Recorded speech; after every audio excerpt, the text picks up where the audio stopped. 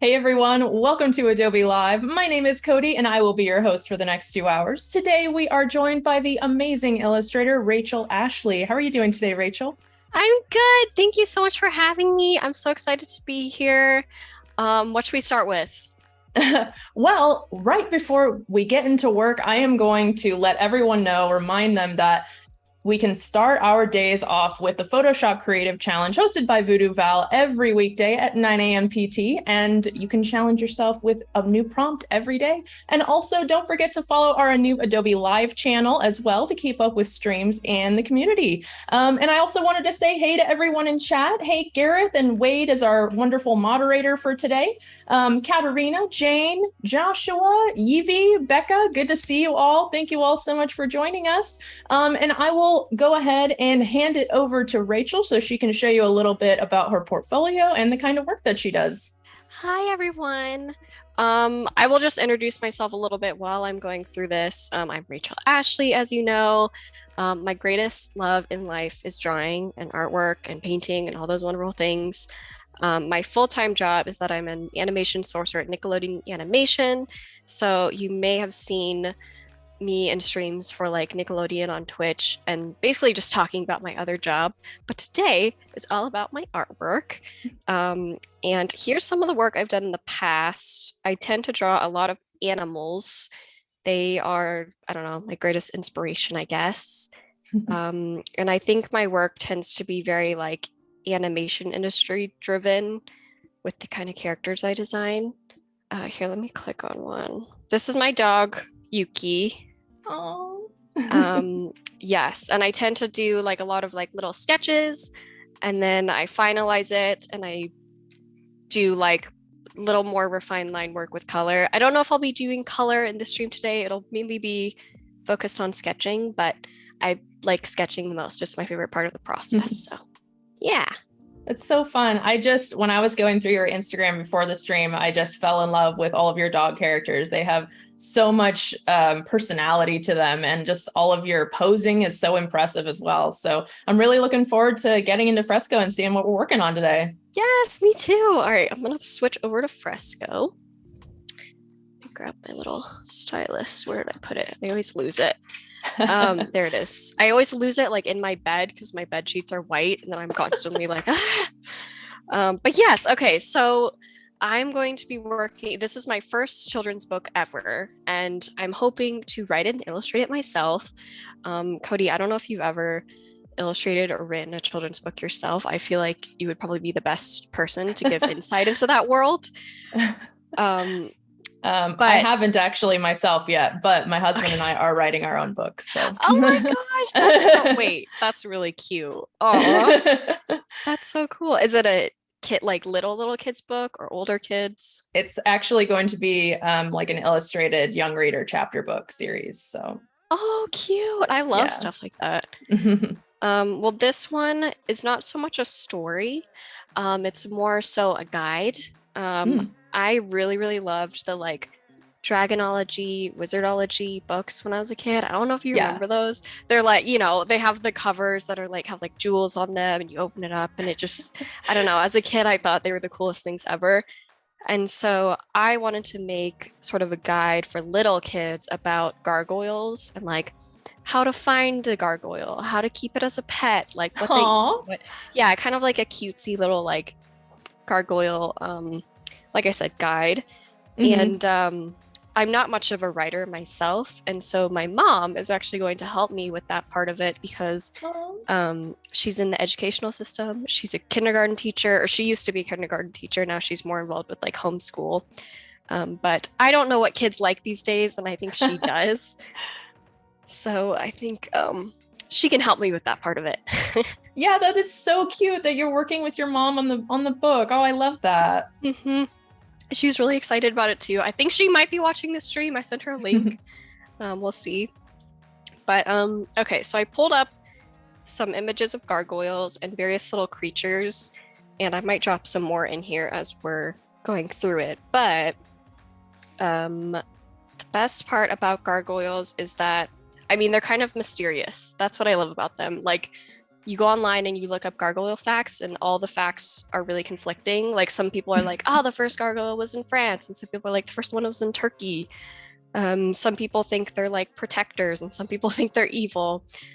So for children, I'm going to come at it from this place of them being like sweet, cute little protective creatures.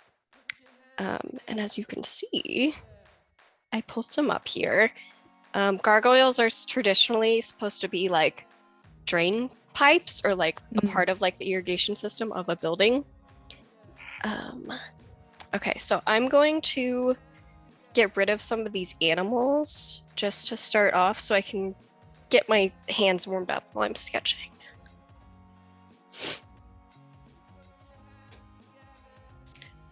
Okay. Animals.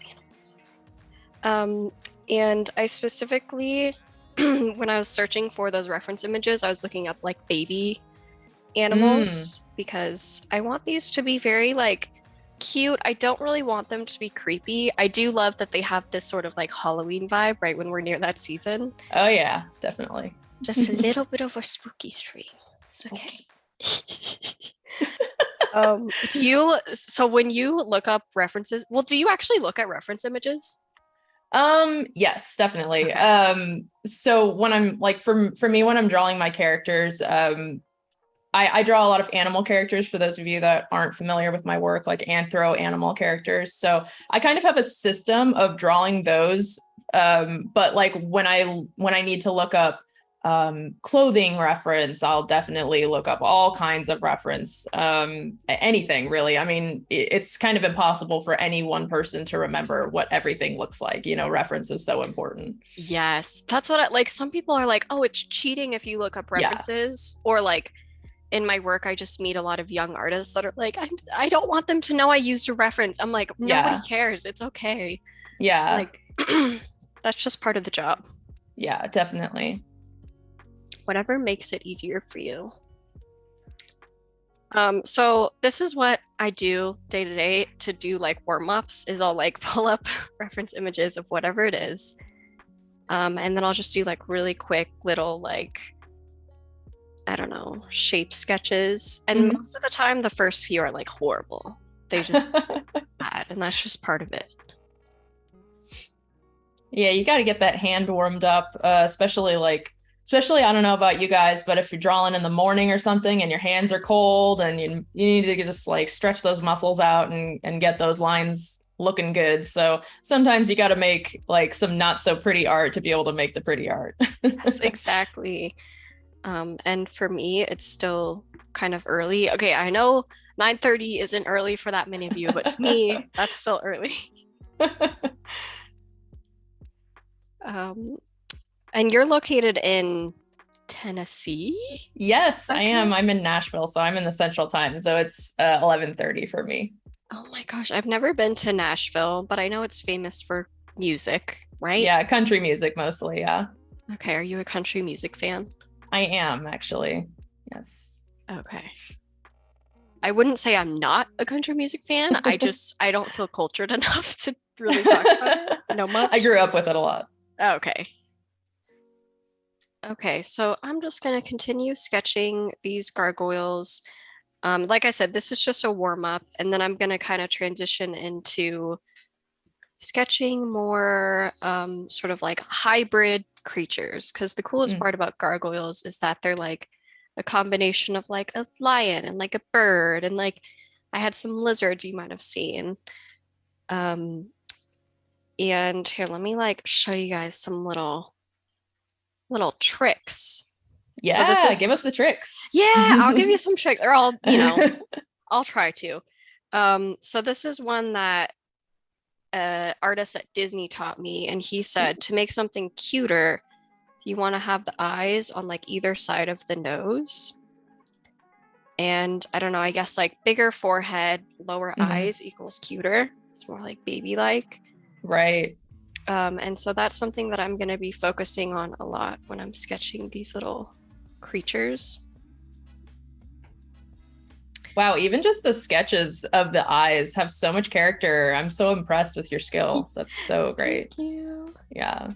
I would be very curious to know how you sketch your stuff because your stuff is very much like paint, I don't know, like painterly shapes. And I've always wanted to draw like that where there's no like lines. It's kind of just like these colorful blobs that come together in a really beautiful way. So do you do like line work sketches or do you tend to do like paintings and then like fill it in? How do you do it? So I work from a sketch. I'll just do a sketch like you're doing. Either I'll just do a one pass sketch and just leave it really rough and then just color right over that. But the main thing that I am very intentional about to be able to not have line work is I always am very diligent about checking my values. So to be able to, you have to have that value differentiation between the two colors that are touching. To be able to have those shapes be visually appealing without having any line work. So every single time I do artwork, I always check my values. And so I also just with my art, I've always also been just very diligent about kind of over the years trying to figure out what colors that really speak to me. So I use a lot of like earth tones and kind of like I do a lot of like autumn related artwork. So I've just been working, I'd say really over the past like 5 years, I've been diligently trying to kind of just refine my style. I've made my perspective a lot more flat and just yeah, I actually, you say painterly, it's funny because I actually don't even add shading anymore. I just do flat colors. So, oh my God. And I just paint with like a chalk brush. So, yeah, I've like really refined the look of my work these days. Well, it works really well. And it just goes to show like the fact that you don't shade it, one, that I didn't notice that you don't shade it anymore. Like it still has that sort of like lively volume feel to it.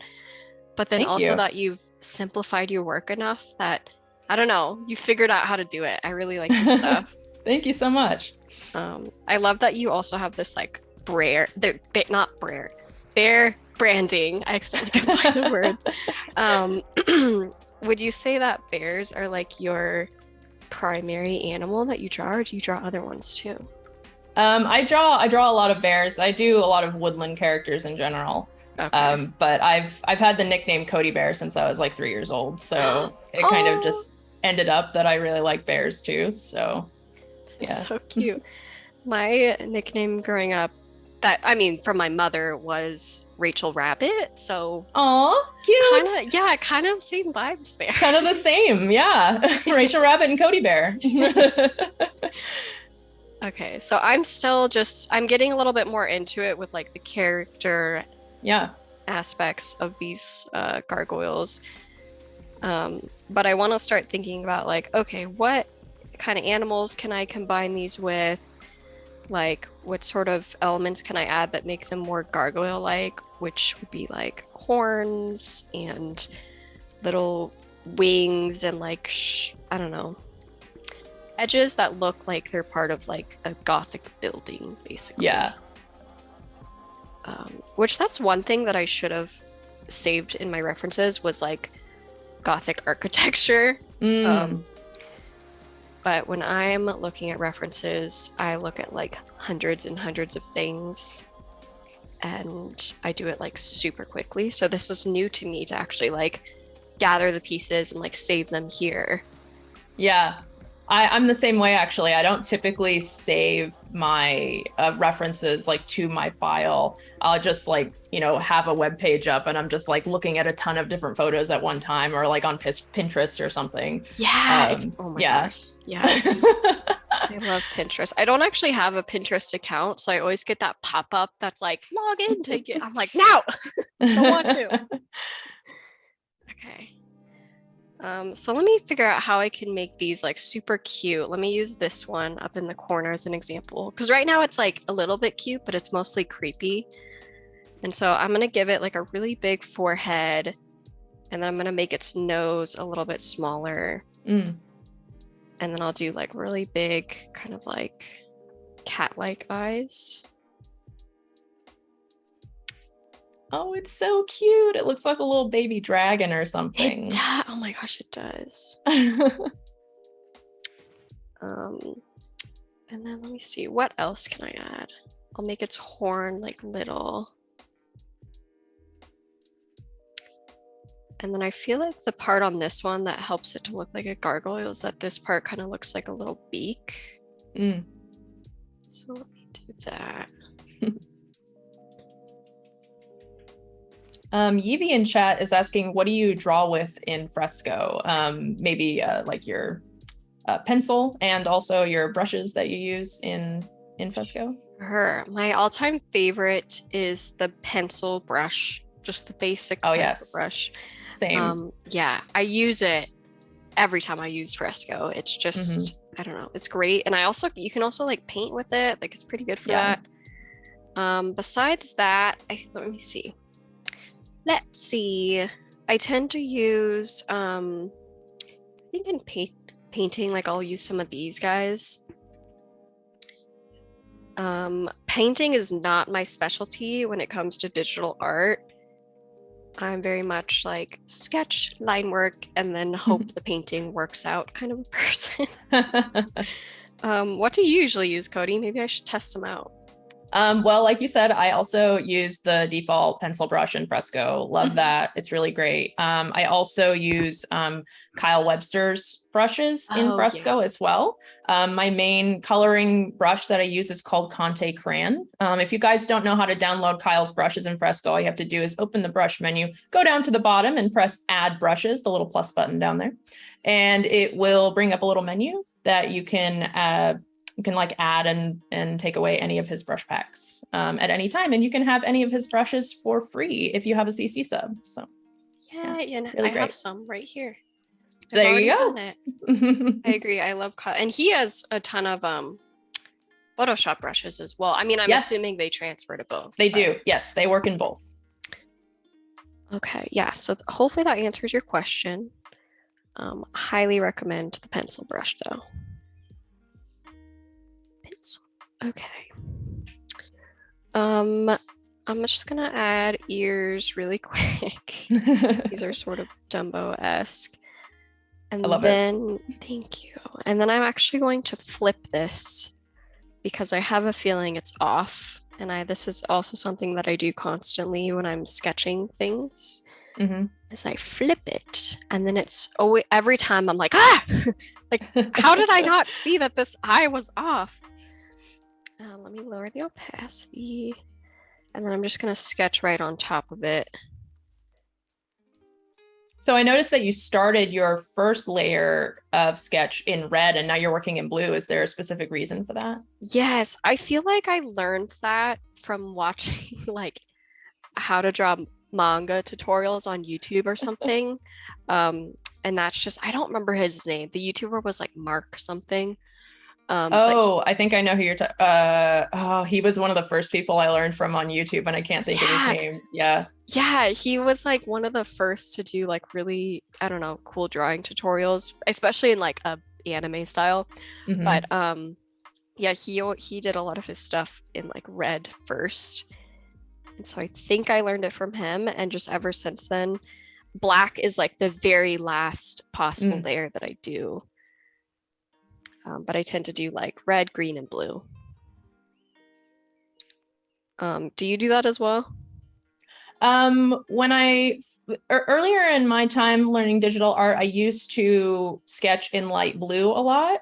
But now I mostly just sketch in like a light gray, or like a kind of like a saturated, like dark brown. Okay. Yeah. But I usually only do like one pass over my sketch. So I'm not working like in multiple layers like you are to refine the sketch more. Honestly, that's smart because I feel like I refine my sketches way too much, and I'm trying to get better about just accepting the sketch as it is. Also, just like, I just want to move, like, I actually don't like that one that much, so I'm just going to be done with it and move on. Okay. Hey, that's a good attitude to have. Sometimes, for me at least, I don't know about anyone in chat, maybe we can let everyone know, but I get so like personally attached to my sketches, like way too much. I'm like so invested, like I spent so much time on this. Yeah. I need to make it work. Yeah. Oh my gosh, I know. Yeah, I used to do this chalk festival where in San Luis Obispo, which is my hometown, where I would draw, one year I did like a rainbow lion and I spent like 3 days on the ground with chalk making it. And then at the end of the weekend, they immediately wash all the sketches away or all the chalk drawings away. And my mom was always like, this is very zen. Like, this is a part of the process. So I think that experience helped me with that. Yeah, definitely. Letting go. Okay, I'm trying to decide where I want to go next. Let's look at some of these bats. These little bat guys. Aww, so cute. Yes, look at their little eyes. I specifically found like cute little baby bats. I thought I had one more in here. Oh well. So this is like a little fruit bat. And I love that his eye is like, let me draw on top of it. Red. It's like upturned a little bit, which makes it kind of cute. So I'll try to do something with that. And then I really want to reference like this weird nose and then the ears because I think they're super gargoyle-esque. And with this book, my concept is I'm going to have a bunch of different types of gargoyles, like maybe depending on like the region, like a snowy gargoyle and then a more like foresty gargoyle and then like maybe a gargoyle that lives in like Tennessee. I don't know, that like really likes music. But either way, I'm hoping to have the way they look match with their environment a little bit, or maybe if I can't accomplish that, whatever they eat or whatever they like has to do with the environment that you can find them in. Yeah, definitely. That's really fun. It kind of like changes up like the also it would change up like the color palette a lot throughout the book too, because you're like getting different environments and different subjects. And yeah, that's really cool. It's a great idea. Yeah. And I'm hoping, since I'm not very good at doing like backgrounds, that's why I'm seeing this more sort of a scientific guide where like the pages, like you said, will be like these different sort of colors and like regions and things, but rather than it being like a background with like just a gargoyle, it'll be like, a sketch of a gargoyle, and then right next to it will be like some little plants of like whatever it eats. Basically, I'm just trying to play to my strengths so that I'm not suffering while I'm doing this book. Yeah, okay. Let me make a new layer. So let me just draw this little bat head. Wade in chat says, fun fact, baby bats are called pups. What would a baby gargoyle be called? Oh, ooh. A gargy or something. Yes, that's officially baby gargoyle is gargy. Okay, so I made the ears. I could probably make these even bigger. That's something that I want to experiment with, is like the size of the various features on whatever I'm trying to draw. Like I'll try to draw one with like little ears and see which is more appealing. Let's make its nose a little bit smaller. Nostrils. Did you always know you wanted to be a professional artist, or was this a thing later in life that you discovered? I think I've always known, like I've always drawn ever since I was a little babe. But I'm trying to think if there's like any moment where I was like, yes, that's what I want to do. I feel like I just like looked at other jobs and hobbies and I was like, this one seems to come naturally to me. Like I don't know about you, but in school I was always like, oh, it was like Rachel's the artist. Rachel will like draw you whatever you want. And I think a lot of artists experience that in school, where like kids come up to your desk and they're like, draw me a monkey. Draw me a car. Or did you draw that while you're drawing something? Yes. Yeah. Or like, did you trace that? That's trace. Kids are so funny. I wonder if kids these days will grow up drawing on iPads. Probably. Whoa. It's kind of crazy to think about. I feel like I'm already like way too used to drawing on the iPad because when I go to draw on paper, I try to like zoom in or like, back or like undo. And then I'm like, wait, this is just physical paper. I know. Drawing traditionally, not having that undo button is just treacherous. It's brutal. Or like trying to like fill in a layer, I'm like, what? I have to color in this whole thing.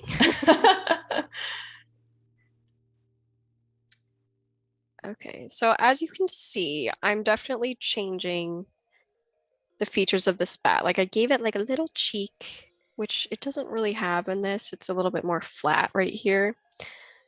But I think this makes it a little cuter. This kind of looks like the bat from, I want to say Anastasia. Anastasia? That's exactly what I was thinking. Yeah. I feel like he is this kind of bat. He's like a little white gray thing. Yeah.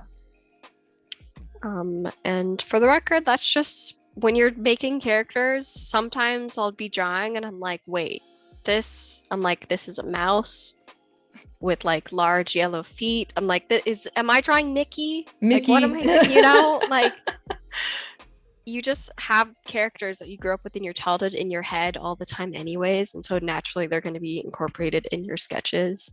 It's so true. I did a post a few days ago because I realized all the animals that I've drawn recently have had large pointy ears. Like if you go to my Instagram, all the most recent posts are like dogs with pointy ears and like foxes with pointy ears. And I think it's because my dog has like big pointy ears. And so I'm thinking of her and drawing her as I'm sketching. Do you have any pets? We had a mini dachshund that recently passed away. Her name was Vienna. Oh, Vienna. I'm sorry. Thank you. That's all right. Oh. But we plan on getting another dog soon, probably a golden retriever. Oh my gosh. My boyfriend would die. He loves golden retrievers so much. The problem is that all the apartments in LA are so small. There's not enough room for a big dog. Yeah. Okay, I'm going to make this smaller. And then I'm actually going to add a body onto it. So you're coming along with me, all of you, including Codi, in this process where this is very much like early explorative sketches where I'm trying to figure out what are these characters going to look like. And obviously I've drawn gargoyles in the past, and so I want to make sure I'm talking about what I'm thinking about, so you're not just what is she doing. But yeah, I figured bats would be a really good reference because they have, like I said, they have that gargoyle essence. Oh, this one has little eyelashes. I just noticed that. Oh my gosh. And then I'm gonna take this head of this bat and I'm gonna combine it with something else. Oh. This is my go-to pose for animals, is this seated leg. But let me think what I want the arms to look like. I could either go sort of bird-like and give it little talons, like a griffin or something, or I could go a little bit more like a cat or a dog. Anthony in chat is asking who or what is your biggest inspiration for your artwork? Ooh. I mean, in terms of the things I draw, I would say the pets that I've had do play a really big part. I pull from their personalities. I've drawn my dog Yuki a bunch. And, I just love them. I love their personalities. They're the animals that I spend all day with. And so you really get to know them. And then naturally, I just want to depict that on paper. Yeah, sure. Yeah. In terms of people, I would say my mom is a big inspiration. I hope she's watching this. She's going to be like, But you know, she's the one that's always encouraging me to do stuff like this. Like when we first talked about this book, she was like, oh my gosh, yeah. She was like, let's start brainstorming now. And she's like, I think kids would like this and this and this. And we're going to continuously get together and like talk about it. And I think that it's so helpful to have someone like you said your husband, I think you're working on your book together. It's so helpful to have someone to work on it with you and brainstorm with, talk about it with, and then also to kind of like check in and be like, hey, you haven't worked on that in a while, like what's going on? Keep each other accountable, you know, like keep each other on track and stuff. Yeah, for sure. So helpful. Okay. All right, so I'm gonna give it a pointy tail for now, but as I draw my next creature, I'll probably experiment with a different kind of tail. And I think for most of these gargoyles, we can't actually see if they have a tail or anything, so I'm just gonna have to guess. But this one could also have like a dragon tail with like little spikes on it, or I'm trying to think of what else is sort of like reptile-like. Or just, you know, one that kind of goes up and like is curly, like a monkey or something. Right. Okay. So let me finish this really quick, and then I'll just go over it in blue, and I'll move on to the next sketch, and then maybe I'll come back to it and refine it a little bit more. Whoops. Let me combine those.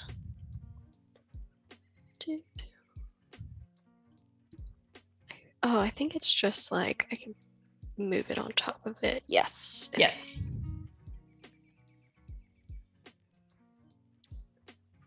So let me actually flip it.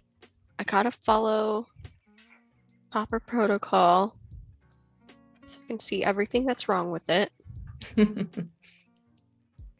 Blue.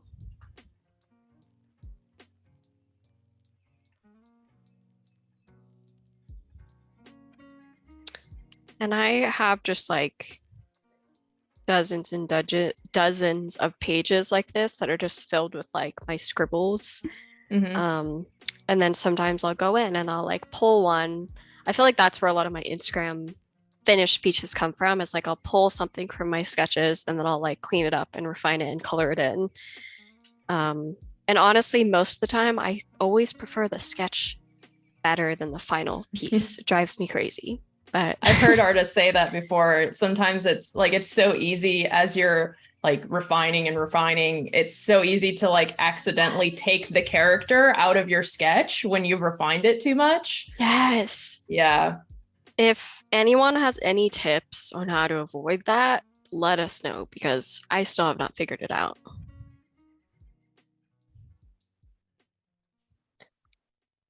Like, I'm sure there's some point where if you like accept the sketch and just color it in as is or something, I don't know. But that's something that I've always struggled with. I think that's actually a big part of why I only do one pass on my sketch. And I also have made it a habit over the years to make sure that I check back on my sketch. Like I'll bring my sketch up to the top to like look at it again and make sure that my color hasn't taken anything away. Like I know some artists that once they have like gotten a lot of the color down, they'll just like delete their sketch layer. I would personally really recommend always keeping your sketch layers because just for that reason specifically, so you can always reference back to it. Or also sometimes, you know, maybe in the future you want to post a work in progress shot of like maybe your sketches or something, and you know you don't want to delete those layers if you don't have to. So oh my gosh, that's such a good tip. I also want to make sure that with this book I kind of maintain, like I want it to feel like a scientist went out into the field and he was just like, or she, I don't know why I'm saying she was just like sketching really quickly as she's like staring at a gargoyle on a building. It's like moving slightly. I want it to have that like a field notes little sketchbook. Yeah, totally. Exactly. And since this my full-time job is in the animation industry doing my sourcing thing, I'm not too worried about this book making any money at all, frankly. Right. like, and that's kind of the best part about it, is that I can do whatever I want and not really have to worry about kids like it or not. I'm kind of thinking of more as like an experiment. Like, I want to do this to prove that I can, and also because I think it'll be fun. And if kids like it, great. That'll be a really nice cherry on top. And if not, that's okay. I still created something. I still put my heart into it. Yeah, absolutely. It's just like, like a personal project. It's just like a cool thing to do, because why not, Exactly.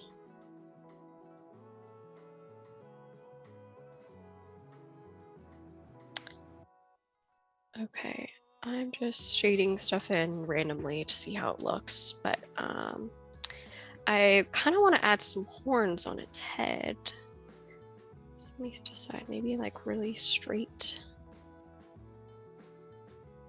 Sort of works.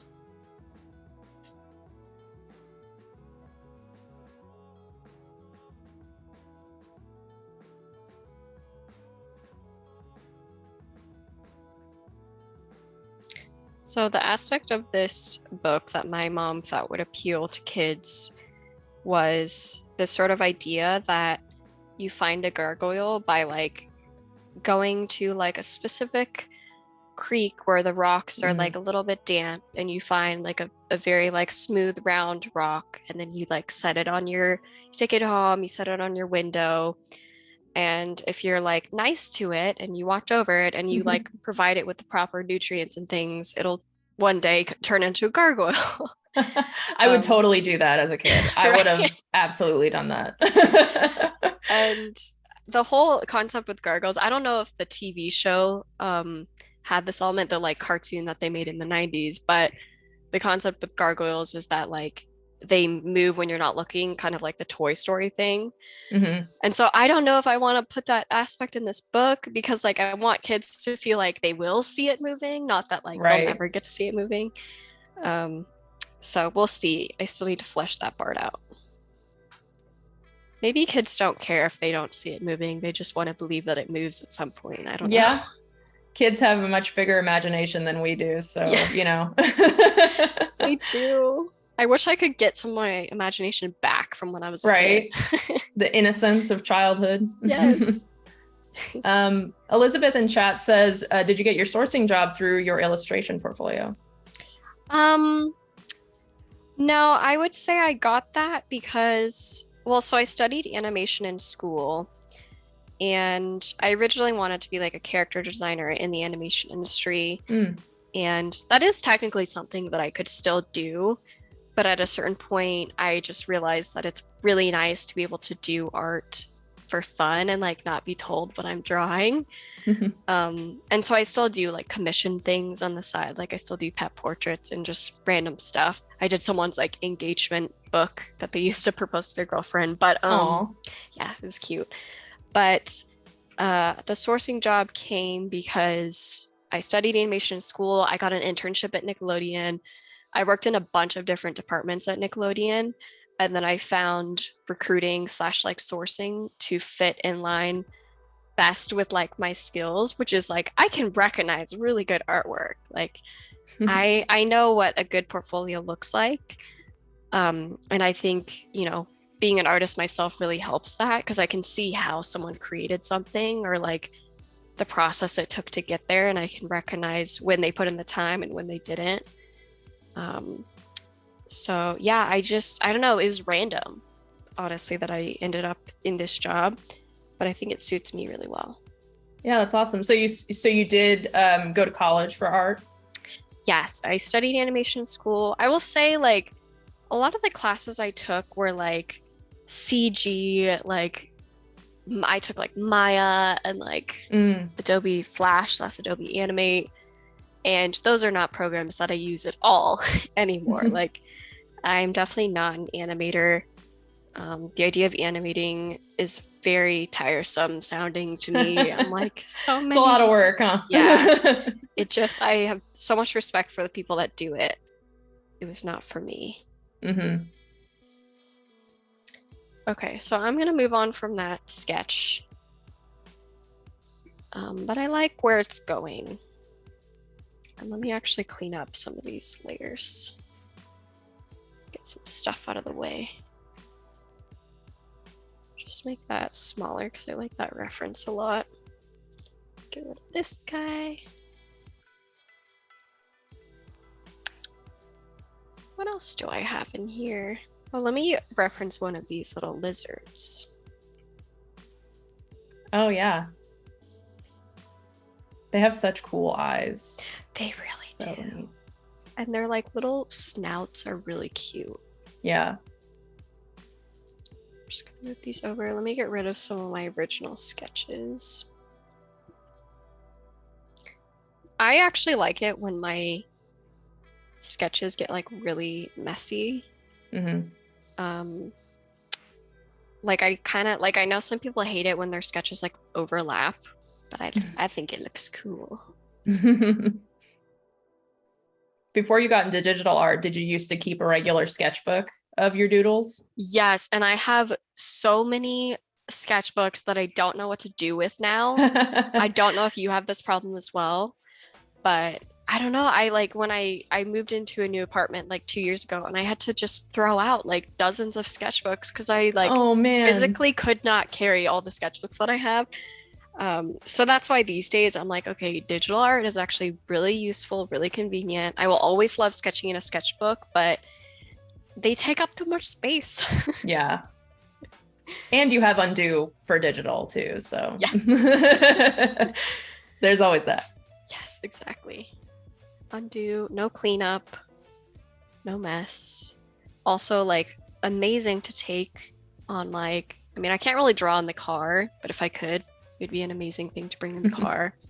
You can draw in bed when you have an iPad. It's awesome. Airplane rides. Yep. Definitely good. Yeah. Okay, let's see what to do with this little lizard guy. Let me just, for this one, let me actually just do the full pose and then I'll go from there. I'm trying to think how I want it to sit. Like most of them are just kind of like on their little two legs, like crouching over. So I guess I'll just keep doing that until I come up with something better. But this one I do want to have like a lizard tail, so let me, like it could kind of wrap around its body. And then its arms. Could have like little arms, like little squirrel arms. Sort of dinosaur-esque so far. Yeah, little T-Rex arms there.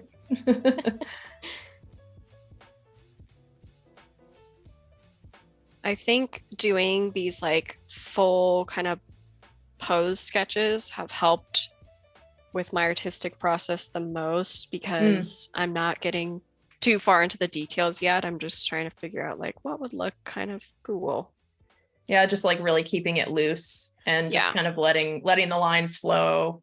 Yeah, exactly. Okay, so I think something like this. The question is, should I have ears? Maybe just like horns. It's starting to look very dragon-like, which is okay, but I gotta figure out how to bring it back to the gargoyle side. Right. So like an animal that's like opposite of a lizard, like a fluffy animal, like combined. Yeah, like a bunny or yeah. Yeah, like if I gave it some like big, I mean that's still sort of dragon-like, but that's okay.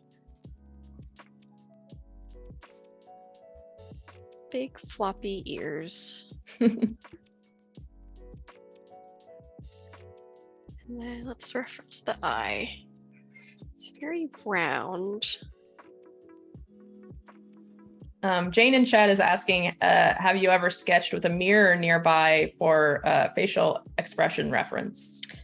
Ooh, I haven't done that for my actual characters, but I will, like with myself, but I definitely will Google like fan looking angry and then I'll, you know, I think it was Aaron Blaze. I don't know if you know of him, but he's like really famous for drawing bears and things like that. Yeah. But he did a talk. I think it was at like Lightbox years ago, and he said someone was like, "How do we practice drawing like human expression and like really like greed and things like that, or like envy?" And he was like, "You know what? Just keep it simple." He was like, "There's angry, sad, happy," and he was like, "Don't overcomplicate it too much because you won't be able to read how the character's feeling." And I was like, whoa, so true.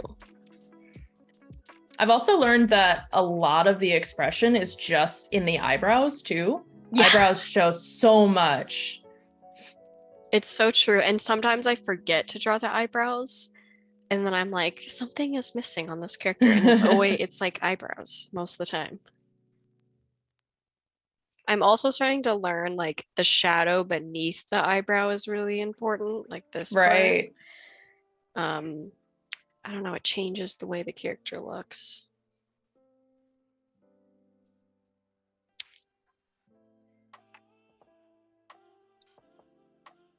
Okay, so starting to come together. I want to give it little teeth. Oh, cute, his little teeths.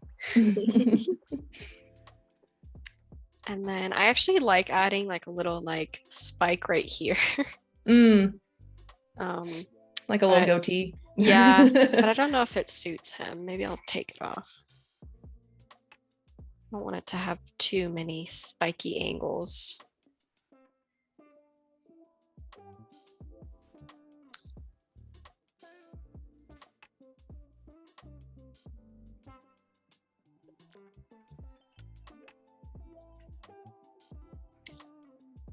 Okay, and then I feel like I might add like whiskers or something. Let me darken these lines a little bit, and then I'll come back.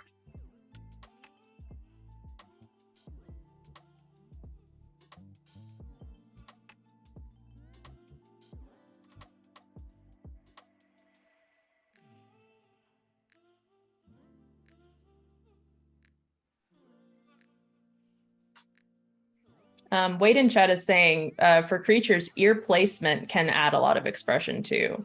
So like that's whether they're true. Up high on the head or down low. I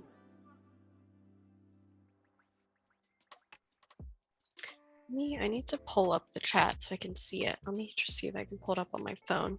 Yeah, sure. Because I want to see what's happening. Gareth said this looks like our old Jack Russell. Oh my god. I don't know what your Jack Russell looked like, but I don't know if that was a Jack Russell. I think it was a dragon. Maybe I should add spikes. No, I don't. I'm too obsessed with the spikes. I need to move past the spikes. Less spikes, more fluff. Okay, now fluffy spikes. Oh, fluffy spikes. I like that. I could go for sort of like the giraffe thing where it's like spike, but then it's fluffy at the top. Oh, it's fluffy. Yeah. I'll do that for another one. Okay, so let me just, I'm just gonna do the same thing where I just like flip it and then I go back in, and then I'm gonna do another one. And hopefully the more gargoyles that I draw, the more I start to get brave and the more I start to explore by combining animals that you wouldn't expect. Like maybe I can incorporate like a flamingo or something. Right. Yeah. Something totally unexpected. Yeah. Yes. I feel like kids would probably love an unexpected gargoyle as well.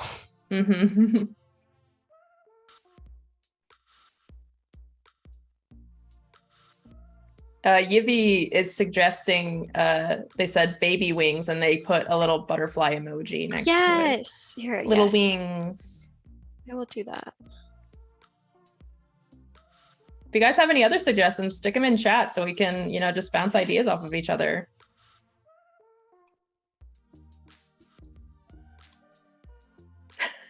Jane says a flamingo gargoyle would be a flamingoyle. Yes.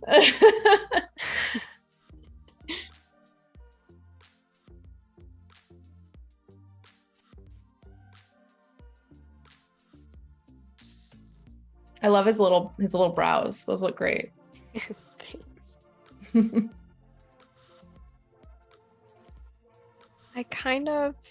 My mom really wants these to have, I mean, I think I'm assuming from what she told me, she wants them to kind of have a squirrel element to them. Like they're kind of just like little like cute rodents. So I'll try to go for that as well.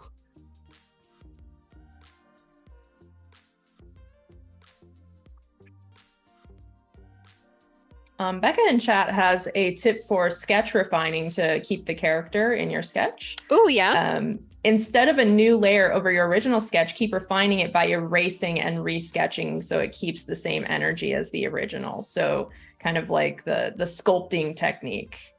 Oh, erasing and refining. That's actually what I do. Oh, okay. Yeah. So like you erase the aspects that you don't like as much. Like how does it work? Yeah, kind of like, so like, for instance, like when I draw like a shape for a head, like let's say a bear head, it's just like kind of like a circle shape. I'll kind of just like really roughly sketch it and then take my eraser and kind of like sculpt the shape away and then re-add lines and like erase. And I mean, it's like I said, it's like sculpting. It's literally like you're working with clay and kind of like adding and subtracting as you go to kind of get the exact shapes that you want.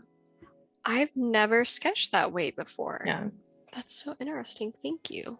Yeah.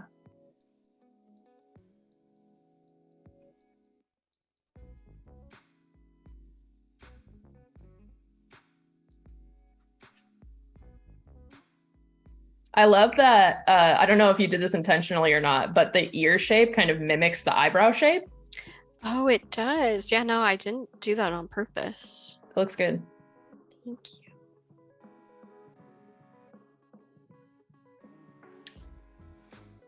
Okay, so I'm gonna quickly go over this one.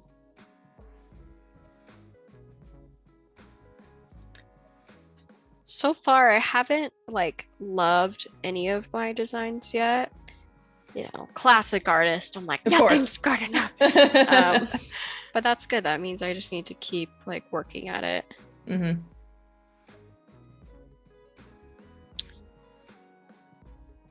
And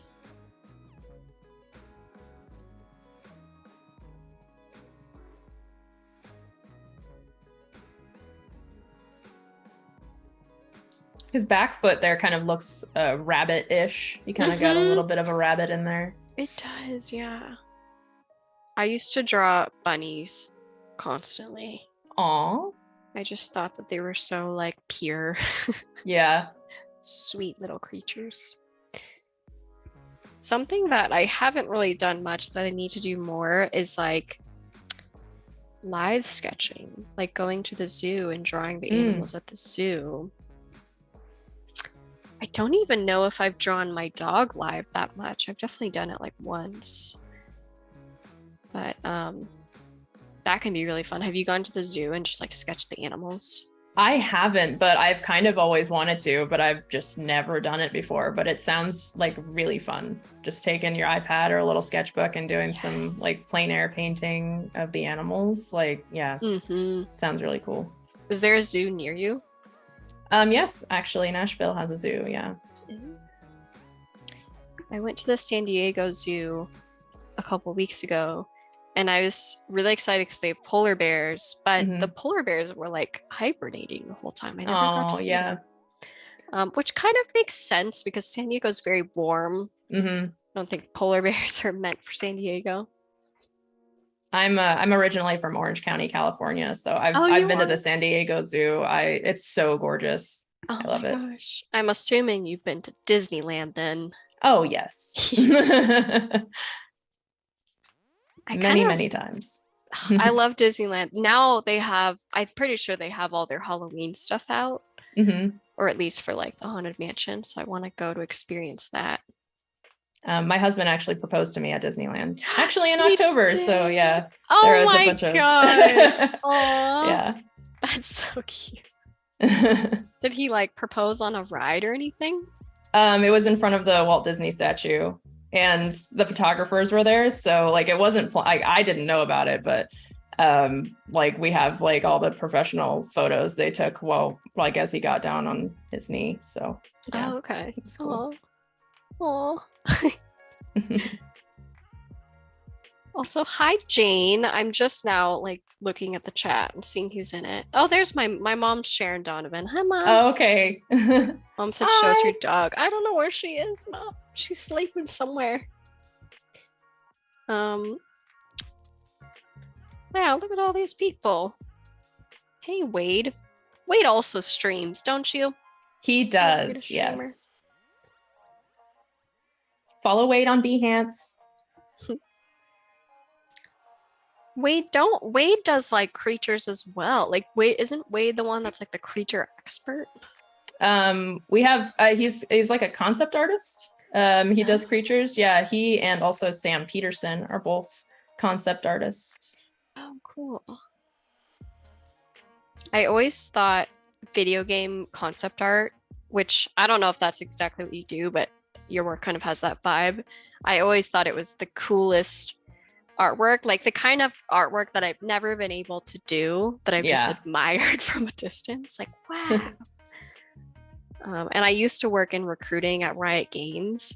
So I saw a lot of that kind of style of work. Okay, where do I want to go with this one? I'm just kind of doodling. I think I actually want to give it some kind of like goat horns. Oh yeah, that's different. Let me just get rid of that. Start over. Your mom says, loving your gargoyles, but they need more teeth. Oh, they do need more teeth. Okay. There you go.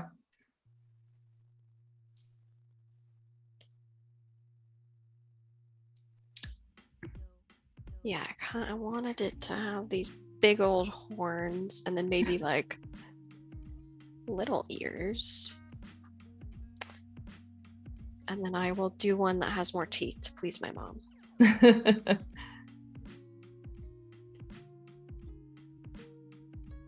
There you go. It's kind of like an alligator muzzle going on there.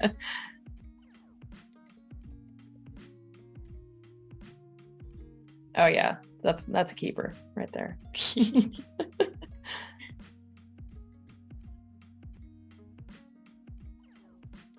I noticed that a lot of the gargoyles have those kind of like squished up noses, like sort of like a pug or something like that.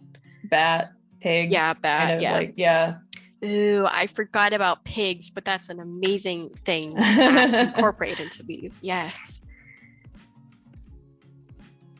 Pigs are really fun to draw because their snouts are so like you can change the shapes of them so much, and people, as long as it has sort of like the flat end with like the two little dots, people will know it's a pig.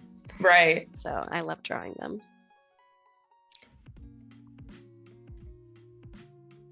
Wade says, Rachel, your work would fit right in for any creature concept work for sure. Aw, thank you.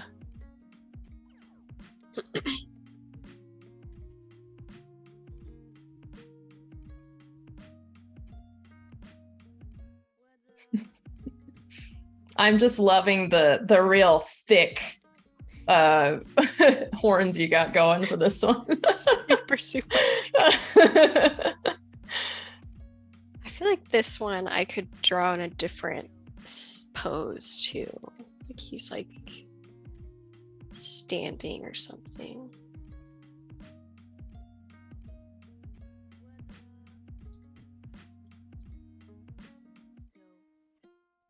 Elizabeth in chat said, imagine live sketching at a dog park. Oh, that would be fun. Oh, ooh. I've never thought about that before. I haven't thought about that either. And my dog is terrified of other dogs. She's ridiculous. So I couldn't bring her, but I could go by myself. Is that weird to go and sit at a dog park when you don't have a dog? I don't know. You could just act like your dog is somewhere over there. Just bring a leash with you and set it next to you so it looks like, you know, you belong. Yeah. Oh my gosh.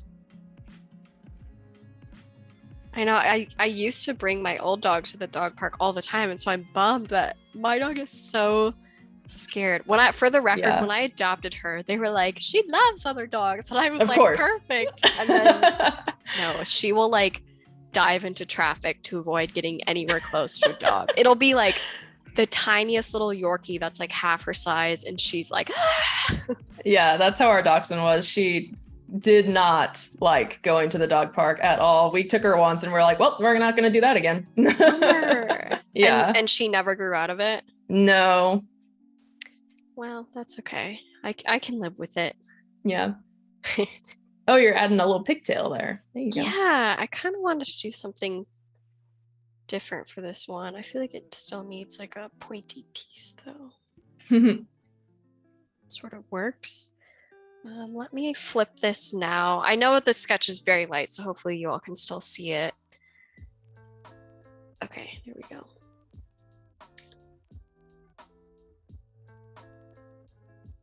And then I will go over it in blue.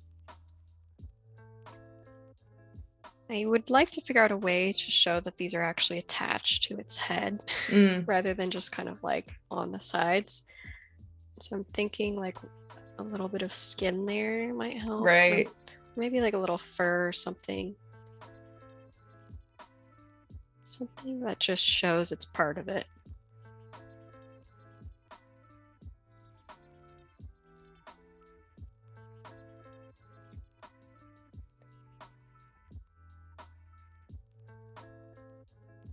So do you feel like because you draw like characters pretty much, do you feel like you pull their personalities from people that you know in real life, or do you feel like they're more just kind of like come out of nowhere? Sometimes, and also I'd say like clothing sometimes from reference from other people that I know in real life. But I also will just come up with stories for my characters in my own imagination and kind of create like a backstory as I'm drawing. So like it kind of, that backstory or character kind of just like informs my drawing as I'm working. Okay. And sometimes while I'm streaming, if I'm drawing, my viewers will come up with a backstory for my character as I'm working. So it will kind of like work together in that, which is really fun. Aww.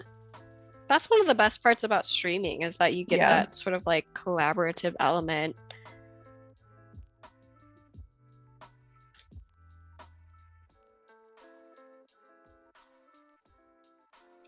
I haven't given it eyebrows yet, but I could just do like that. But that gets almost like too cartoony. Like I still want it to feel somewhat tangible. I mean, I don't know if a kid would really care. Like they're definitely very cartoony as is, but I need a child to come and like look at my sketches and be like, yes, no. Yeah, exactly. I used to very briefly worked in the research department at Nickelodeon, and so I got to sit in the focus groups where they asked the kids questions about the shows. We did the whole like two-way mirror thing where I'm like sitting behind the mirror, like taking notes, and they're asking. That's great. Yeah, it was so cool. And like the kids were so funny because without fail, every single time it was always like, okay, what did you like about this show? And the kids were always like, it was good. And we're like, what did you like about it? They're like, I liked it. You really had to pull it out of them. Yeah, it's like a little kid talking to their parent when their parent asks them what they learned at school that day. Yeah. I don't know. Nothing.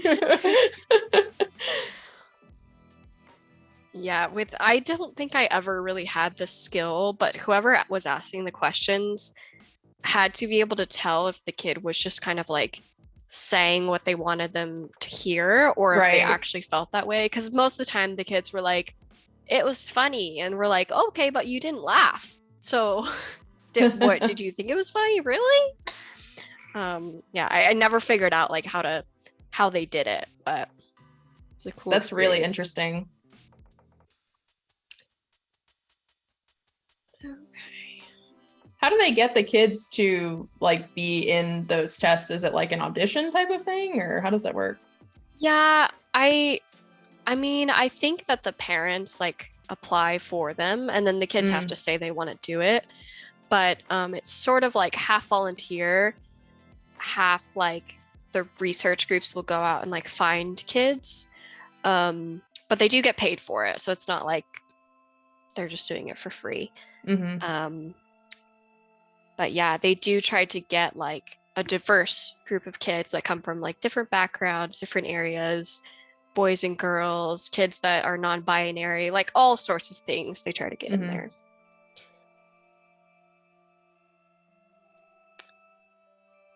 Okay, I'm gonna add little whisker things. I don't know what those are called.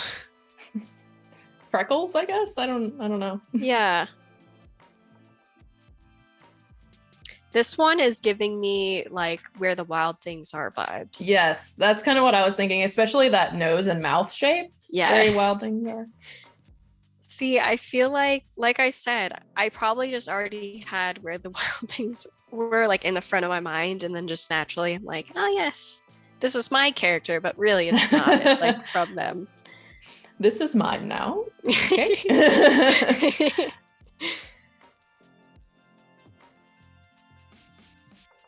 Oh, here's a question for you.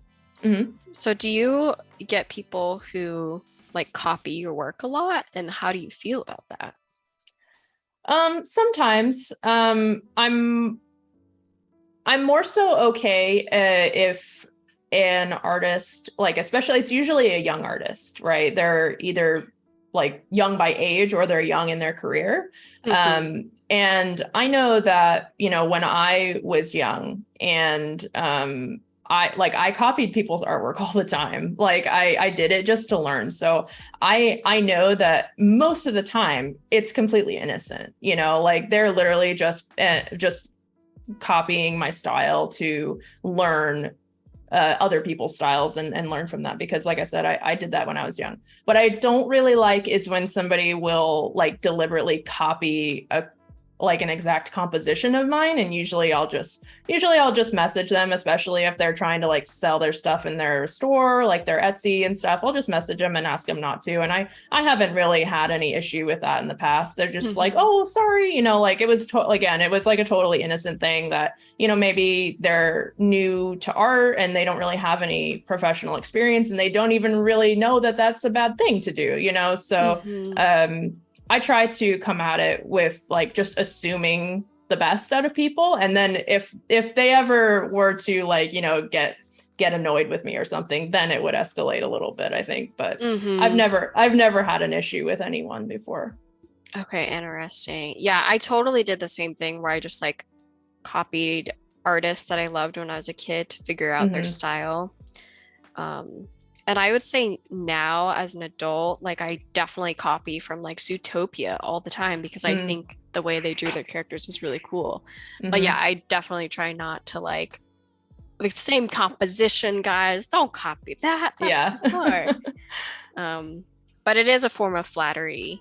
Yeah, for sure. I love that you have draw this in your style challenges on Instagram. I don't know if you've done one in a minute, but I saw a few on your page. I love those so much. I'm definitely going to do some of yours. Oh, yeah, that's great. Actually, all those ones on my Instagram were from I had a Draw This in Your Style show on Adobe Live where I would have a guest and we would draw an illustration, then we'd swap them on stream and draw each other's illustration. Wait, that's amazing. Oh my gosh. I haven't done that show in a few months, so that's why like those kind of stopped on my feed. But yeah, maybe we'll get back to it eventually one day. That is such a cute concept. Did you have fellow streamers come in? Like, are any of them Behance people that I would know?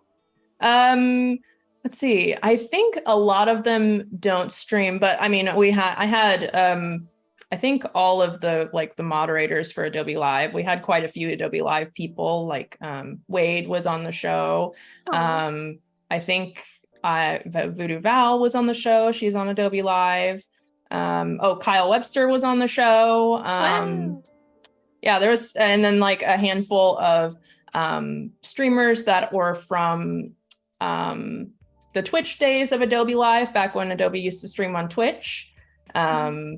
And yeah, just a bunch of other like children's illustrators that I'm familiar with from Instagram and stuff. So yeah, it was a bunch of different people. That's It was so fun. fun. Ugh, I love that concept.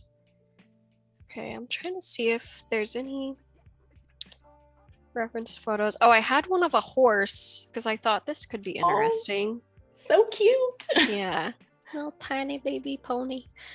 I figured maybe I could try to give the head like a horse shape, but we'll see. Let me try it now. Well, let me make this one smaller. Just put it right there. And work on this horse. Okay. So I'll probably have it sitting.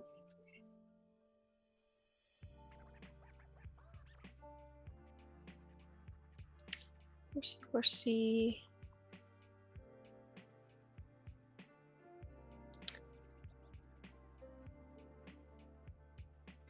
Horse ears. Have you drawn a lot of horses in your day? Not really. Like there was definitely a year where I drew them a lot and then I got really good at them and then I like forgot how to do it, which I didn't know was possible. I didn't know I could like forget how to draw something. But yeah, I remember one day I like tried to draw a full horse and it looked terrible and I was like, wait, what? I was like, I thought I knew how to draw this. Horses are hard, man. They are. They're so complicated. They're like, it's like horses and like elephants I find really difficult. Same with bats actually. I don't know if you've tried to draw a bat, but like the way their wings work, it's very I'm like, it's very complicated. The way the little bones like expand. Yeah.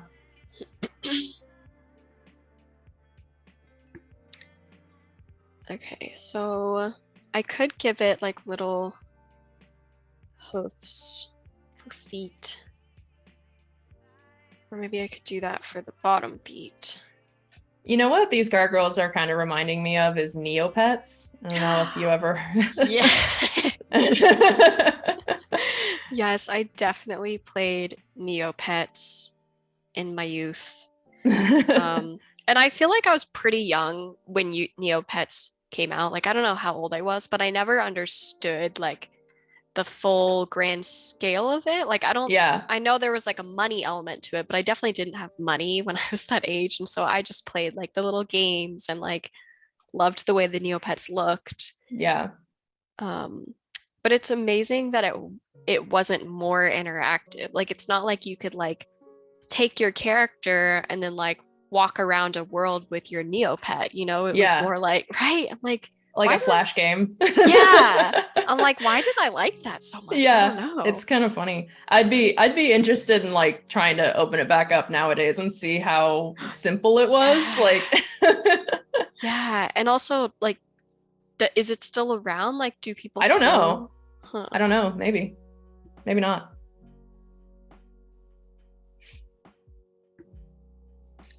Okay, so I gave it like horse feet and then sort of like these tiger-esque arms. And then I'm trying to think of where it could use some horns. Be on the top. Yeah, this one definitely has Neopet vibes. Yeah.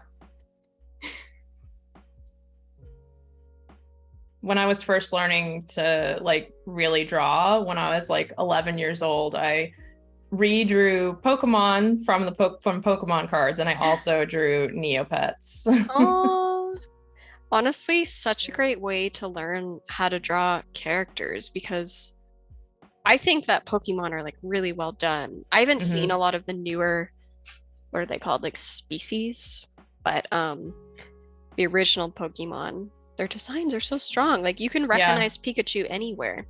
Yeah. I bet that's a super cool job, is getting to design the new Pokemon. Oh yeah, totally. That's probably really fun. I bet it's one of those jobs where it's like the same like 5 people have been doing it for years. Mm-hmm. We're just never gonna stop.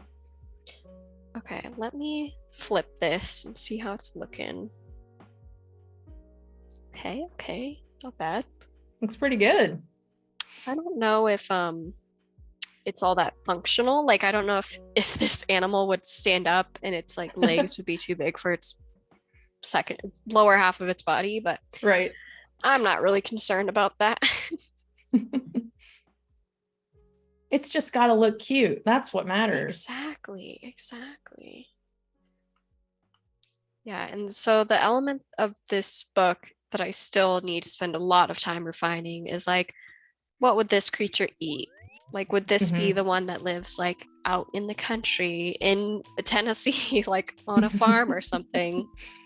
And if that's the case, like where would the little stones live if you went to go looking for them? It's like I have to I'm terrible at like geography and like if you ask me what the weather is like in London right now, I'm like, I couldn't tell you. I'm something that I'm gonna have to do a lot of research on if I want to be accurate. But there is the possibility of me doing like multiple books too. Like the first book could be like just gargoyles in this specific region, and then I can switch to like the winter gargoyle, like where that lives.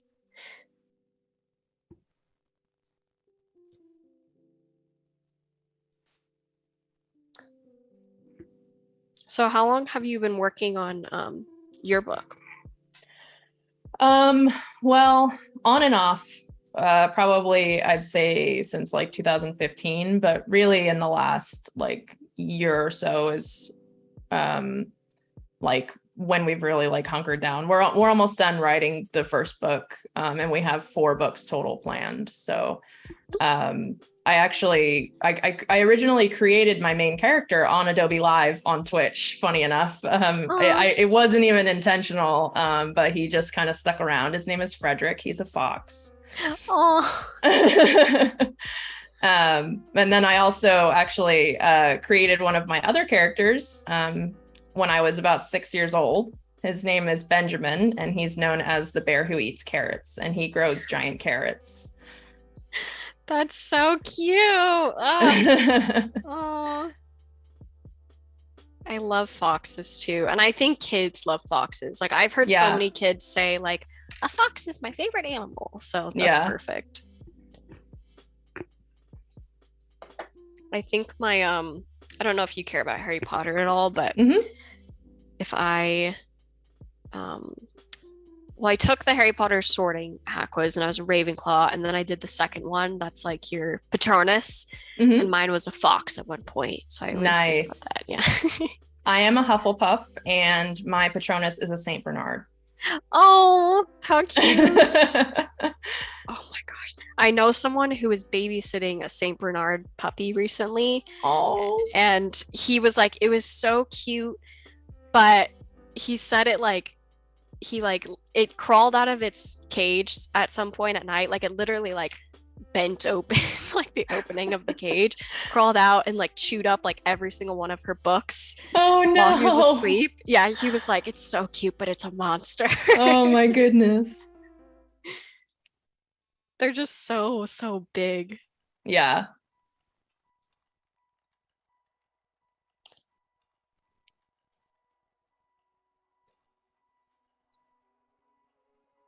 Do you have any other favorite what's your favorite animal in general? Maybe not necessarily to draw, but your favorite animal. I definitely love like little, like when I go to the zoo, I love looking at the little monkeys with like big eyes because I think they're so entertaining to watch. I do think foxes are really cute. Like I guess if I could choose one animal, like fennec fox. Oh yeah. Big ears. Yeah. Like, you know, tiny feet. They're so cute. Fennec fox would be some good gargoyle ears, I think. Those are they're kind of almost like bat ears, almost like radar. Yeah, I have an image of a bat with giant ears that'll drop in. I actually drew it last week or something because I wanted to experiment. And I think it's my most recent post is a bat with big old ears. Oh, cute. But yeah, I will say I tend to draw I do draw bears a lot. I don't post them as much, but I think bears are great for experimenting with like the size of the nose, and then I said, like big ears, little ears, big blocky head, or you can really push the shapes there. And same with like tigers. Like I don't know if you've drawn like tiger, like they're perfect for that kind of stuff. Mm-hmm. And I think they have that perfect balance of like cute versus you can make it like really evil and mean looking, or like really cute and sweet looking. Yeah, definitely. Like it's possible, but it's a little bit hard to draw like a really evil looking giraffe because they're so like goofy and like dangly looking. It's so true. Yeah. You're not going to draw a very intimidating giraffe. I don't know how that would work. That'd be a great drawing challenge though. I might try it. Yeah. Make goofy animals intimidating. Yeah.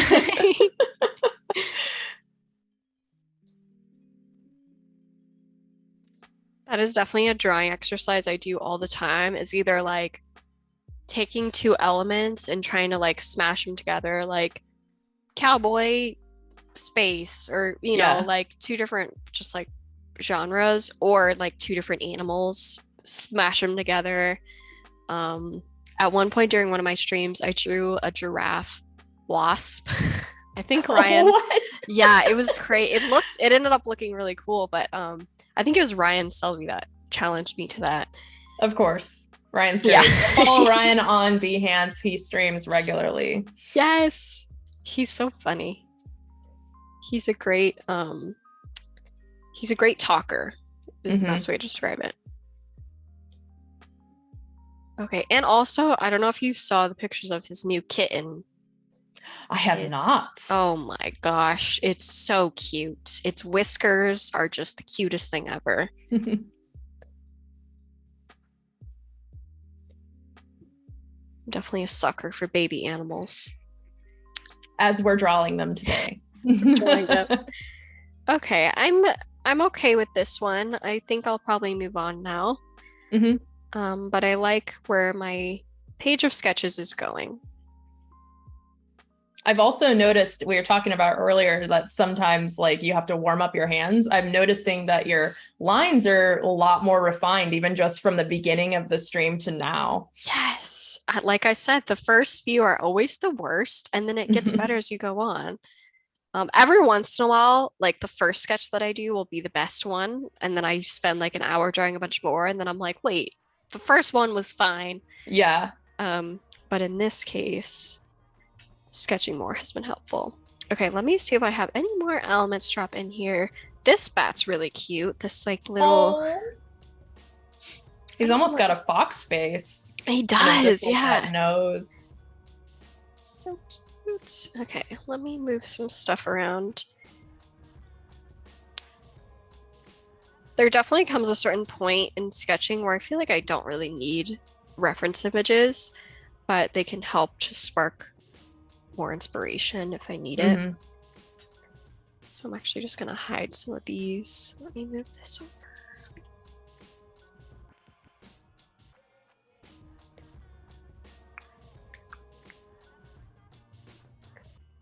I'm not the best at layer management today. I'm not the best at layer management in general, so you're not going to hear it from me. The nice part about Fresco is that you can, I'm pretty sure it's unlimited layers, or so I was told. Like, yes. That's amazing. Yeah.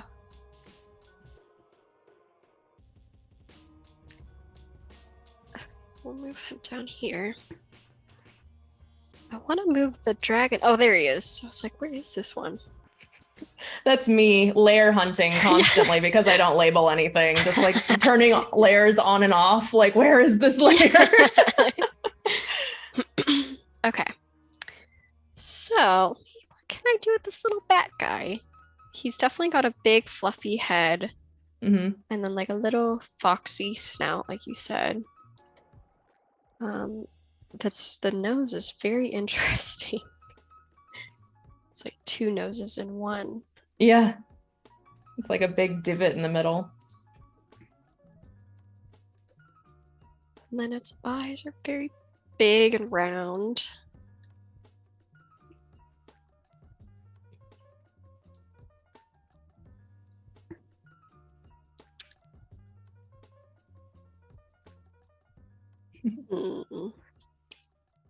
Trying to think. Maybe I'll give this one little bat wings. Yeah. Or sometimes too, I feel like I've seen gargoyles with like angel wings too. Like not even just animals, but like bird wings or angel wings. Yeah, I should definitely do one that has like really big wings that it can kind of like hide behind. Yeah. I'll do that next.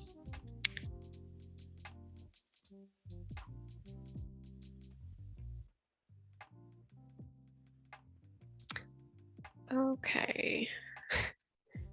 Like trying to figure out how bat wings function as I'm drawing this. Yeah, it's especially wings are really hard when you anthropomorphize them like a duck.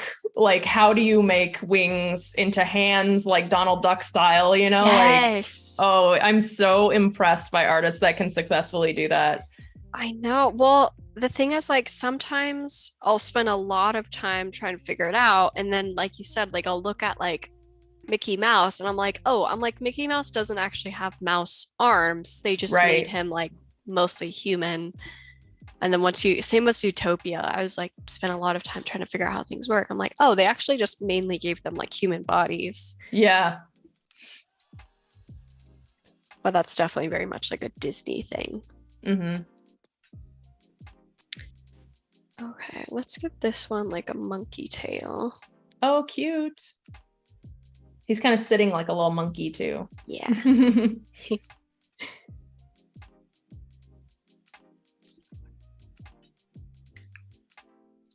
And then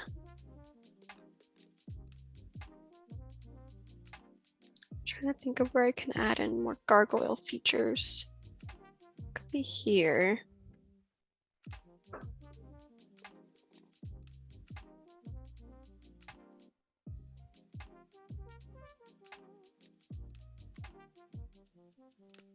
So when people ask what your job is, do you say that you're an artist, or do you get really refined and you say like, oh, I'm an illustrator, or like, oh, I draw bears? Like, what do you say?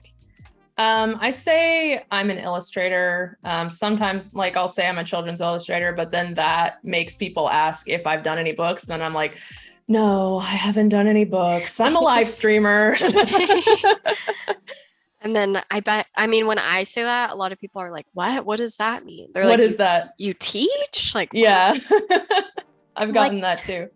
And then you're like, well, no, like when I used to explain it, because I don't stream as much now, but I was always like, no, it's like really cool. I basically draw whatever I want. And then like, that's just part of it. And they're like, huh?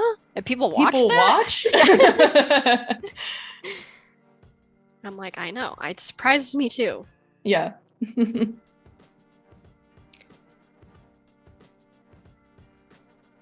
Okay, his nose got a little bit pig-like, so let me see if I can separate it a little bit. Not that that's bad, I just don't want to keep repeating the same thing. Right. Gotta get out of that comfort zone. Yeah. Okay, that helps. Let me flip him.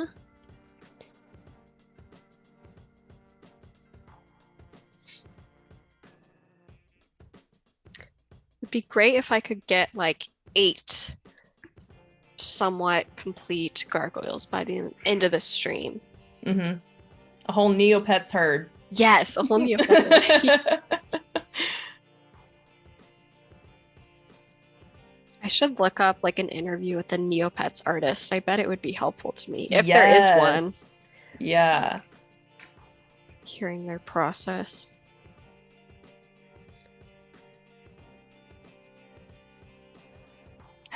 Wade says, Rachel, you mentioned stones earlier for these gargoyles. Do you imagine them being carved from stone or magically transformed to furry creatures? I need more lore. I think there will be a lot of magic involved. It could be that like, oh, you have to like get it wet a certain way, or like it has to set out in the sun for a certain amount of time, or like it definitely needs to be like, it has to be in this like perfect environment for the gargoyle to come out of this stone. But I don't feel like a specific person would carve it. I think it's just that the gargoyle can disguise itself as a stone. That's adorable. I love that so much. I love that Wade wants the facts. Yes. He's like, how does this work? Need gargoyle facts. I was trying to Google like facts about gargoyles before the stream last night, but like I said, there's so many conflicting things online. Like some people were like, the first gargoyle was found in Turkey and it was like a crocodile gargoyle. And then a website said something completely different. I'm like, well, how do I trust this? Like, how do I know? But at least I know if my book comes out and kids are like trying to fact check me, they won't be able to find all the information. Yeah, the kids got all the gargoyle info that we don't. They just know.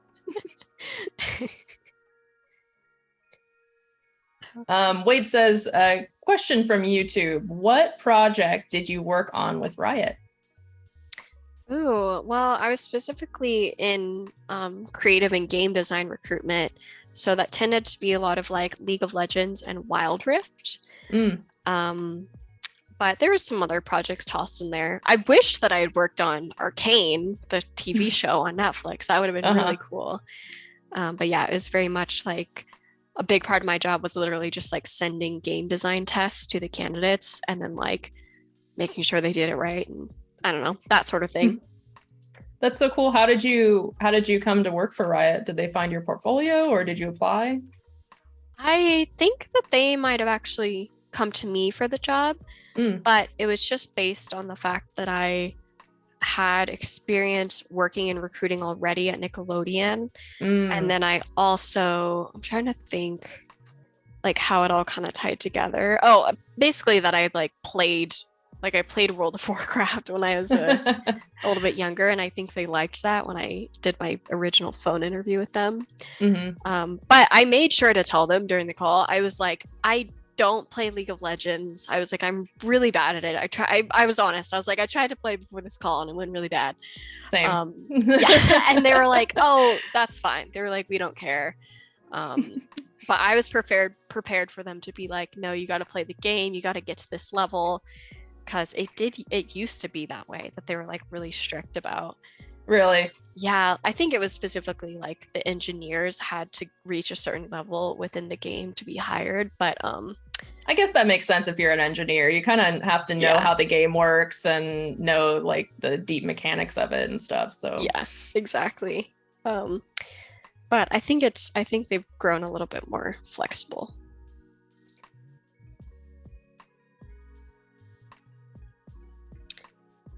Okay, I'm just gonna kind of fill this in. I want it to look a little bit furry. But this does kind of play into Wade's question, because I'm making this gargoyle furry, but technically they're made of stone. So it's like, how much do I want to push the textures? Is it that it's like stone when they're the rock and then they get to turn into like little fuzzy creatures? I'm not sure. This is why is it just like animated stone when it's like a creature, or like you said, like is it just like magical? The stone transforms into like an actual like real life creature. I like the like magic real life creature concept, but I do worry that kids would be like, that doesn't make sense. So it's something we'll have to talk about with my mom. See what she thinks. Yeah, she'd know better. If any of you in the chat have ideas, though, let me know. I'm all ears. Like I said, we're still very early concepts here. Which I actually need to open up the chat again. I keep losing it. Okay.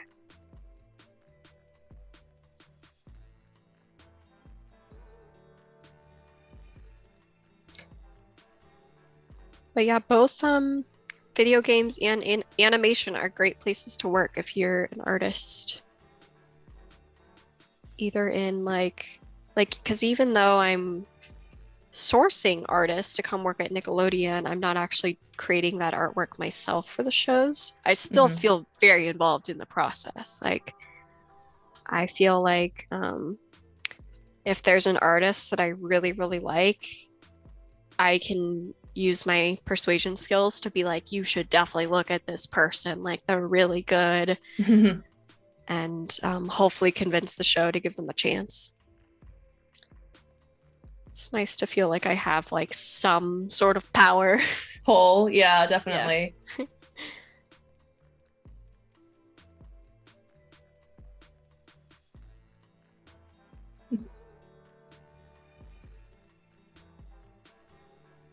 Wade made a good point in chat that magic doesn't have to make sense. Doesn't have to be explained.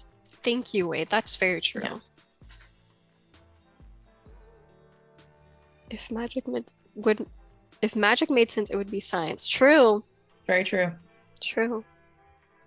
Our Behance pal Fresh Cake is at Nickelodeon. Yes, I've talked to him about that. Yeah. And it's interesting because like he messaged me and we were talking about like The Office, and then we realized we were talking about like different offices because he's in the New York office and I'm in Burbank. Oh, gotcha. But yeah, I've never been to the New York office, but it looks really cool. It has a view of like the main, what is it called? Like Times Square is the main area in New York. It has a view of that. Yeah. I haven't been since I was a kid, so I don't really know the geography of New York very well. Yeah. Kind of like when I first moved to LA and I was like, I live in Los Angeles, and people were like, which area? And I was like, I don't know, LA. I was like, this is not LA. They were like, no, there's like the Valley, and then there's Santa Monica, and then there's like Orange County. I was like, what?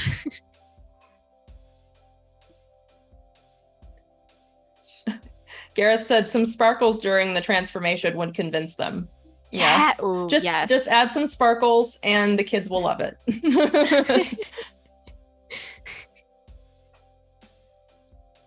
That would be a great because something that was really cool about the Dragonology books was that like there was like textures. I don't know if you remember, like little things you could like touch, like little envelopes you could open up and take out. And I'm sure that was very expensive to produce. So I don't know what I'll be able to make. But even if it's just like some shiny little particles on the page or something, I think that'd be a cool like metallic. Metallic. Yeah, that would be neat. Like a rainbow fish. Like that was one of the coolest parts about that book. Yeah. Okay, I'm ready to move past this little like monkey bat. I sort of like it. I'm gonna keep experimenting.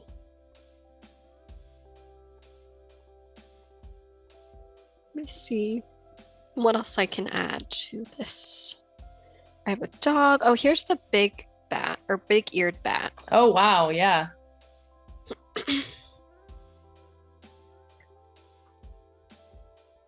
I'll try to do something with this, and then the angel wings. Yeah.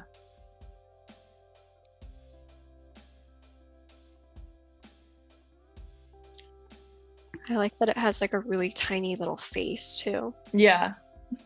Just giant ears. Yeah. Ridiculously big.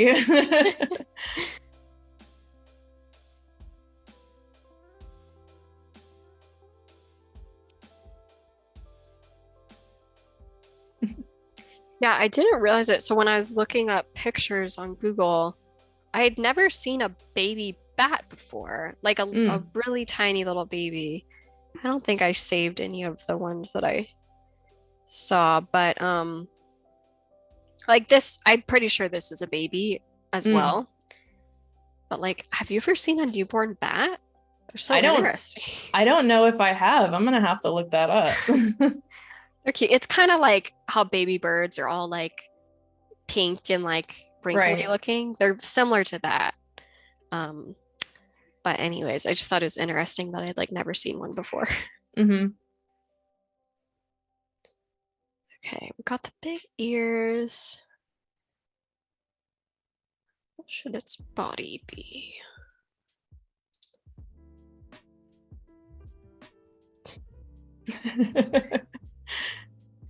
Don't you love it when your own artwork makes you laugh while you're drawing? Either it's ridiculously silly or you're like, oh yeah, this is a keeper. Looks like little duck arms. It does. It's a chicken. I love it.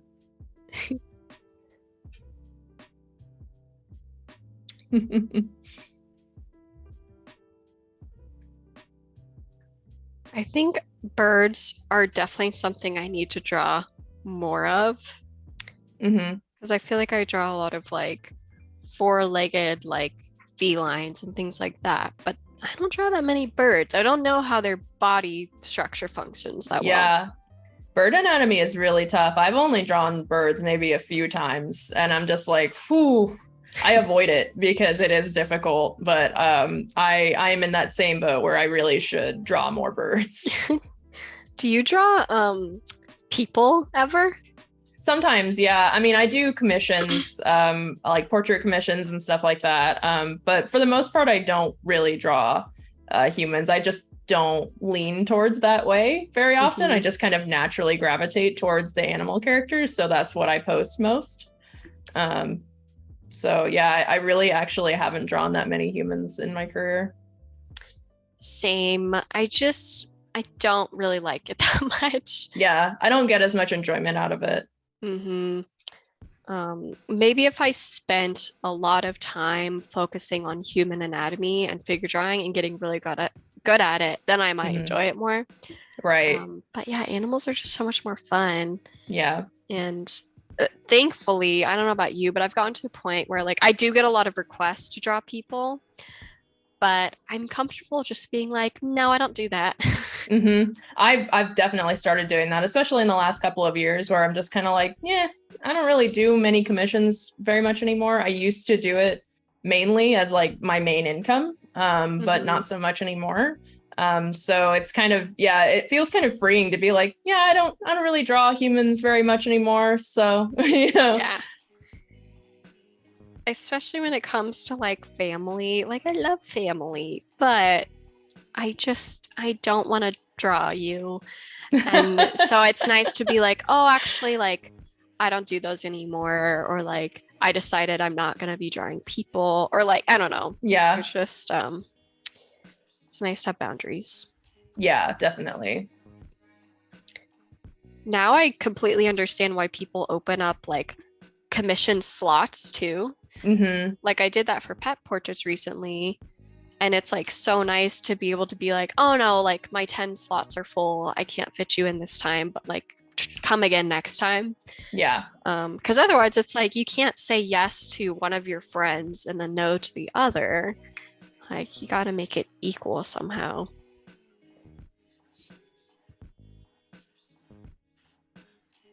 Elizabeth in chat says, I want to see Codi's human drawings. If you go on my Instagram and just start scrolling, I did a few for Draw This in Your Style. And then if you scroll down farther, you'll see like a couple like family portrait commissions, but they're on there. You just got to like search for them. Do you ever draw yourself just for practice? Funny enough, I am terrible at drawing myself. Like I can do likenesses of other people in my style, like no problem. I'll just look at a few different photos and I'm like, okay, yeah, got it. But drawing myself, I'm terrible at it. I can't draw myself. I don't know why. I've done that thing where you like put a mirror in front of you and then you just like paint a portrait. It takes forever, but I used to do that like once a year, and I don't think I've done it in like 4 years or something. But it's I don't know. It's cool to look back on it. I would say that's the best part about it. And I think I was inspired to do that because Loish, or like Lewis H. Loish, I think. Loish. That's how I've always pronounced it. Loish. Loish. Yeah. I don't know if you've seen hers, but hers are so good when she does Yeah. that. And I don't know. Her painting skills are very top good. notch. Yeah, top notch. Really impressive.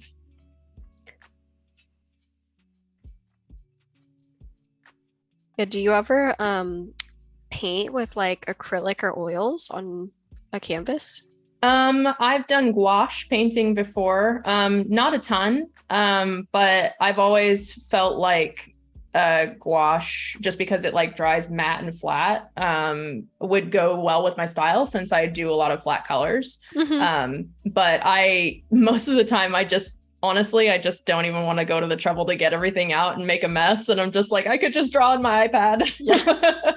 So I just lean towards digital over traditional. But the few times that I have done gouache, I have a lot of fun with it though. That's one that I always wanted to get good at using, but just never figured out, I guess, is gouache. But I tended to use like acrylic and watercolor and things like that. But yeah, same. I just don't have the energy to like pull out all the supplies and like, I don't know, it's a lot. If I had like a studio, like a dedicated studio space where I could just have a desk with my paints out all the time, I'd probably do it just to like lessen that barrier to entry and just have it out all the time. But yeah, getting everything out, like out of my containers and stuff, and then cleaning everything and putting it away, and it's just so much work. Yeah, I agree. I will say I have a bunch of friends that do a lot of like plein air painting, or in plein air, however you say it.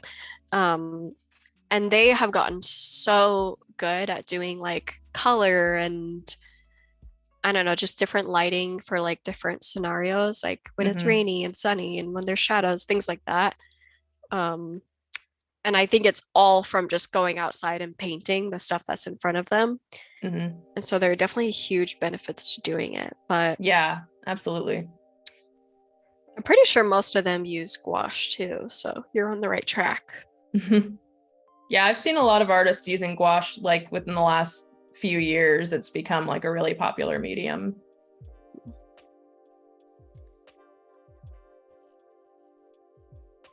So we have about 10-ish minutes left for the stream. Okay, that means I have time to do one more. Yes, one more. Let's see. What should it be? I need it to fit in this little area. I'll just go for it and see what happens. Yeah, just do it.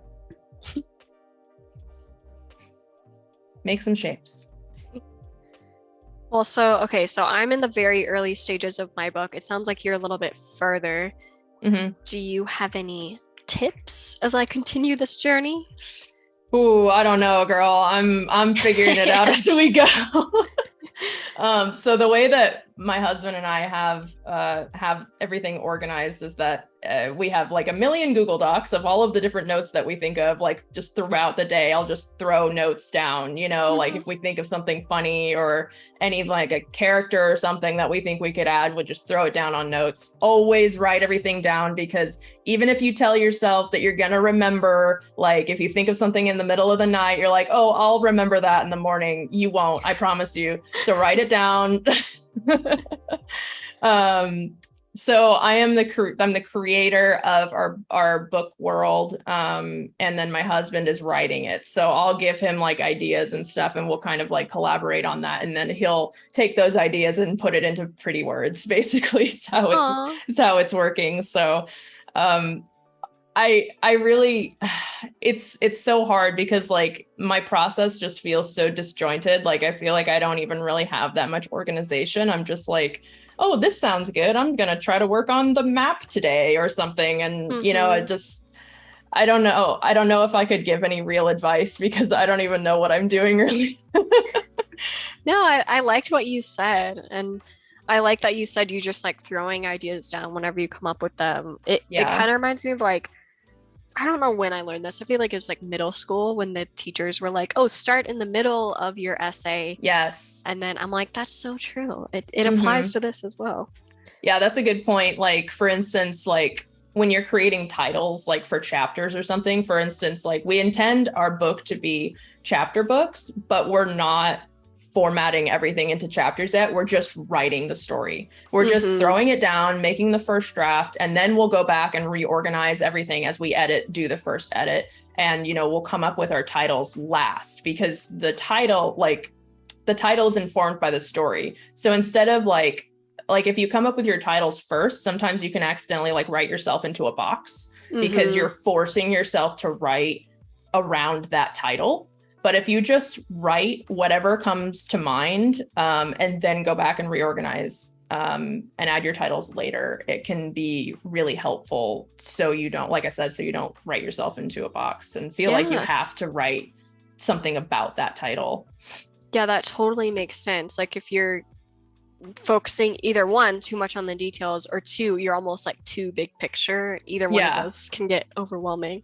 Yeah, you kind of have to like check yourself as you go. Like even just the other day when we were writing, we realized that we were like, just moment after moment, we're like, oh no, our story is totally unraveling. We have to rewrite so much of this. What is happening? And then we just like took a step back and we're like, okay, actually it's not as bad as we thought it was originally. But that's just the process of writing. That's so cool. I'm excited to see your book whenever it comes out. Thank you. No pressure. Take your time with it. But... I don't know what this turned into, but it's something. It kind of looks like a little chinchilla-ish, maybe. Yeah. That was the class pet that we had in elementary school. Oh, cute. Yeah. I was talking about friends recently about like classroom pets, and I remember being able to like take the chinchilla home. Like kids would like trade off and have it week to week, and all my friends were like, "What?" They're like, "I didn't have that." Like, I can't believe the teacher trusted you guys with the pet. I'm like, I know. I actually adopted one of my class pets. It was a guinea pig named Sugar. Oh, yeah. Why did you adopt it? I think I forget why. I think the teacher just wasn't able to have it in the class anymore, and they needed to find a home for it. So I ended up adopting her. That's so cute. We got just a few minutes left here, and we got to start wrapping it up. Okay, noted. Let me pull up the chat again so I can say goodbye to you all properly once it's time. Jane says, I just want to say how much of a good time I'm having watching the stream. I already loved both of you separately, so today is wonderful to me. Oh, Jane, you're so sweet. I feel like Jane is like one of my most supportive viewers ever. Like, aww. She's always like, "You're doing a great job." I'm like, "Thank you."